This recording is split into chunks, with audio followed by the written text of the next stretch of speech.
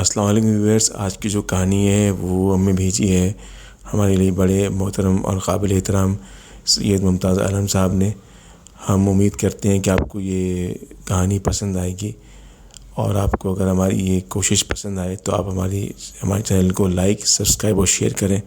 آئیے کہانی سنتے ہیں۔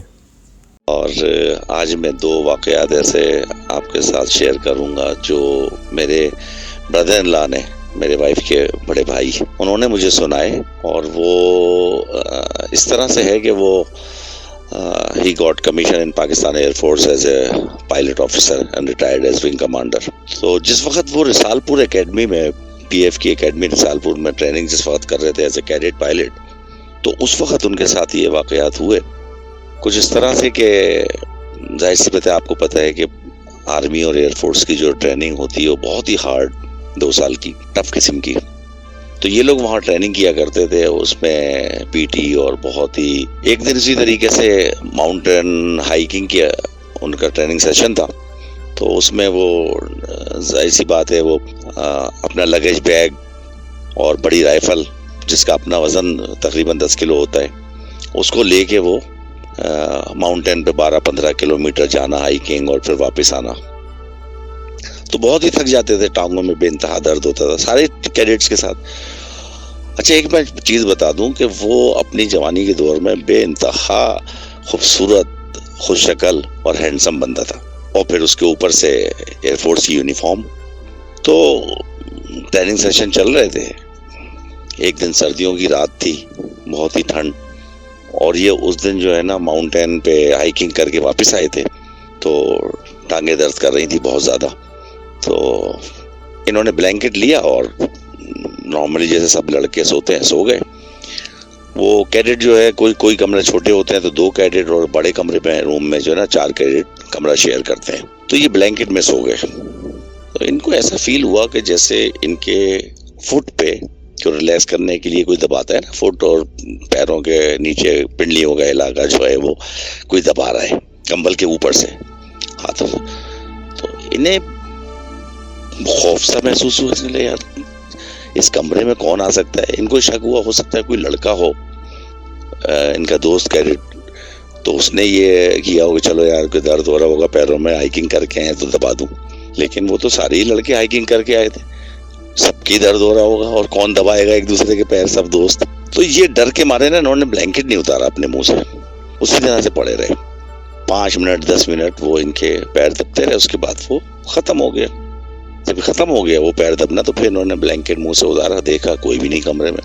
اگلے دن پھر یہی واقعہ ہوا، اس کے نیکسٹ ڈے پھر یہی واقعہ ہوا، تو جب تیسرے دن یہی واقعہ ہوا تو پھر ڈر کے مارے یہ دیکھتے تو تھے نہیں، تو 5-7 منٹ کے بعد جب ان کا پیر دبنے ختم ہو گئے تو انہوں نے مطلب یہ سوچ کیا کہ اب تو کوئی ہوگا نہیں، انہوں نے بلینکٹ سے منہ اتارا اور اٹھ کے گئے نا، تو کمرے کے باہر جو کوریڈور تھا اس سے پیچھے والے دروازے سے ایک عورت جو بیک سے ان کو نظر آئی پیچھے سے، اس کا ڈریس بالکل وائٹ تھا، اور سر پہ سے رومال جو ہے نا وہ شولڈرز پہ جس طرح وہ کرسچنز نان ڈالتی ہیں نا اس طریقے سے پڑا ہوا تھا، تو انہوں نے اس کو بیک سے دیکھا، تو اس دن ان کی سمجھ میں آیا کہ بھائی یہ جو ہے نا مسئلہ یہ ہے، اور وہ یہی میرے پیر دباتی تھی، انہوں ڈر لگا، لیکن انہوں نے اس کا ذکر کسی اور سے نہیں کیا، اس لیے کہ ایئر فورس کے لوگ جو ہے نا کیڈٹ وغیرہ پر وہ بات بہت مشہور ہو جاتی ہے، تو بہرحال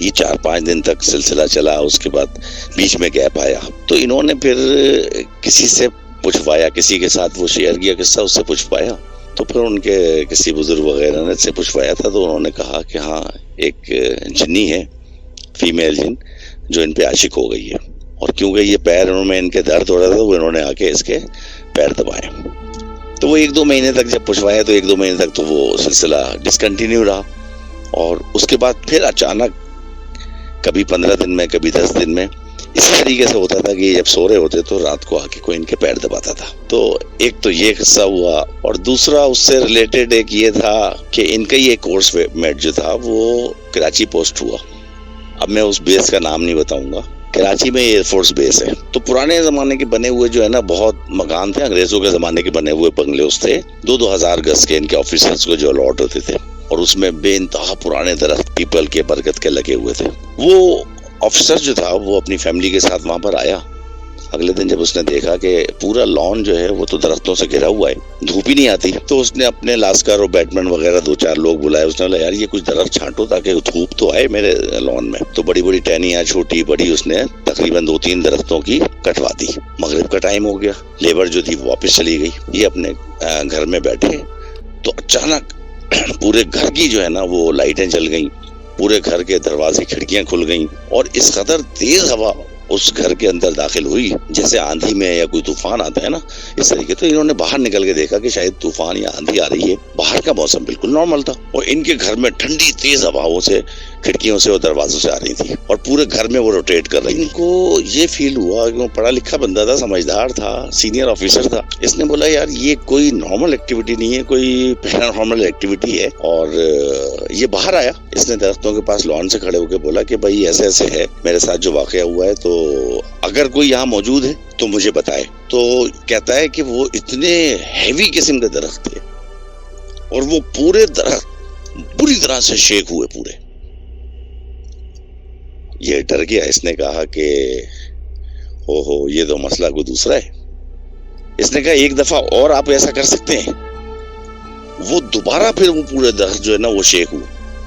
ایسا لگتا تھا جیسے کوئی بہت بڑا ٹریکٹر اس پہ آ کے مارا ہے, یا مطلب کوئی ہوا طوفان چلا جس کی وجہ سے وہ شیک ہوئے. دوبارہ بھی پھر ایسا ہوا. یہ سمجھ گیا. اس نے کہا کہ دیکھیں آپ جو مخلوق ہیں, نادانی میں انجانے میں نے غلطی کی ہے. میں آپ سے اس بات کی معذرت چاہتا ہوں, معافی چاہتا ہوں.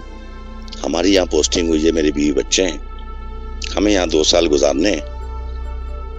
میں آپ سے وعدہ کرتا ہوں کہ آئندہ ہم کو اس قسم کی حرکت نہیں کریں گے, اور آپ بھی ہم سے وعدہ کریں کہ ہمارے بیوی بچوں کو ہم کو کوئی نقصان نہیں پہنچائیں گے. آپ رہتے رہیں, اور اس بات کی میں آپ سے معافی چاہتا ہوں. ہاتھ جوڑ کے اس نے باقاعدہ نیچے درخت کے کھڑے ہو گئے, ہاتھ جوڑ کے معافی مانگی. تو اس کے کان میں لٹرلی آواز آئی, باقاعدہ فیل ہوا کہ کوئی بندہ ہے, کوئی شخص ہے, اور وہ بات کر رہا ہے.